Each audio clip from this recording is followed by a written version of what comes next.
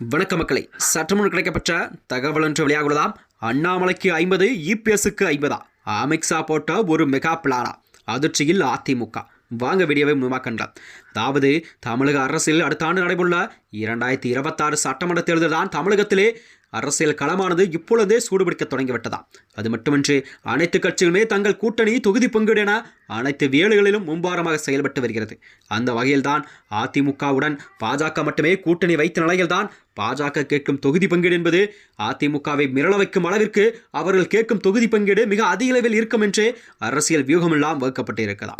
பாஜக கண்டிப்பாக தமிழ்நாட்டில் காலூன்ற வேண்டுமென்றால் அதற்கு அண்ணாமலை என்பது உதவி கண்டிப்பாக வேண்டியிருக்க சூழலில்தான் அண்ணாமலை வைத்துதான் தமிழகத்திலே ஒரு முக்கிய புள்ளிகள் எல்லாம் காய் நகர்த்தி வருவதாக டெல்லி தலைமை ஒன்று ரிப்போர்ட் ஒன்று அனுப்பியுள்ளதாம். அது மட்டுமின்றி பீகார் தேர்தலில் மாபெரும் வெற்றி பெற்ற பாஜக கூட்டணி அடுத்ததாக தமிழக சட்டசபை தேர்தலில் தான் தனது முன்னோட்டத்தை காட்ட இருக்கிறதா. அது மட்டுமின்றி அடுத்து பாஜகவின் கண்டிப்பாக முன்னோட்டம் என்பது தமிழகத்தில் நிலவக்கூடிய 2026 சட்டமன்ற தேர்தலில் பாஜக கேட்கும் தொகுதிகள் தான். அதாவது இந்த முறை கண்டிப்பாக தமிழக அரசியலிலே ஒரு புதிய திருப்பங்கள் நிகழும் என்பதில் எந்த ஒரு மாற்றம் இல்லையாம்.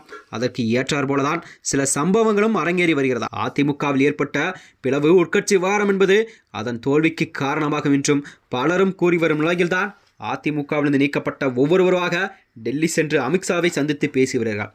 அந்த நிலையில்தான் ஓபிஎஸ் கூட அண்மையில் உள்துறை அமைச்சர் அமித்ஷாவை டெல்லி சென்று சந்தித்து தனது கோரிக்கையெல்லாம் வலியுறுத்தி வந்ததாக செய்திகள் பேசப்பட்டு வந்ததாம். அதாவது முதலில் ஓபிஎஸ் சென்ற நிலையில் இருவருக்கு பின்னால் முன்னாள் மாநில தலைவர் அண்ணாமலையும் டெல்லி சென்றிருக்கிறார். அதாவது அண்ணாமலையிடம் டெல்லி தலைமை ஒரு ரிப்போர்ட் ஒன்றை அனுப்பியுள்ளதா.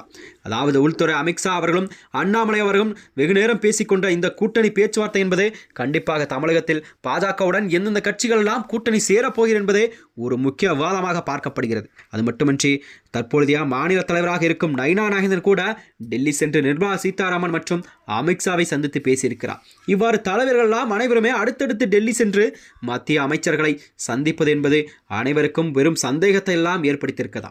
இந்த நிலையில்தான் இவரின் பேச்சுவார்த்தை என்பது குறித்த ஒரு தகவல் வெளிவந்துள்ளதாம். பாஜக ஆட்சி பங்கை தொடர்ந்து வலியுறுத்தி வருவதால் 2026 சட்டசபை தேர்தல் என்பது அதிமுக வெற்றி பெற்றால் அதில் அண்ணாமலை 2.5 ஆண்டுகள் முதல்வர் பதவி வைக்க பாஜக திட்டமிட்டுள்ளதாக தெரிகிறதா. இந்த தகவல் இன்னும் உறுதி செய்யப்படாத நிலையில்தான் அவர்கள் ஆட்சியில் பங்கு என்ற கோஷத்தை முதல்வர் பதவியை நோக்கிதான் முன்னோக்கி வைக்கிறார் என்று பலரும் கூறுகிறார்களாம். அதாவது ஆட்சியிலும் பங்கு அதிகாரத்திலும் பங்கு என்பதைப் போலவே எடப்பாடியார் 2.5 ஆண்டு காலம், அது மட்டுமின்றி மீதி இருக்கும் 2.5 ஆண்டு காலம் அண்ணாமலை அவர்தான் முதல்வர் என்ற கோரிக்கை கண்டிப்பாக பாஜக வலியுறுத்துவதாகவும் செய்திகள் வெளிவந்தன. மேலும் இதனைத் தொடர்ந்துதான் கண்டிப்பாக வருகின்ற 2026 சட்டமன்ற தேர்தலில் அண்ணாமலைக்கு 50, இபிஎஸ்க்கு 50 என்ற நோக்கில்தான் தொகுதி பங்கீடு பேச்சுவார்த்தை எல்லாம் இருப்பதாக பாஜக தகவல் ஒன்று வெளியாகியுள்ளதாம்.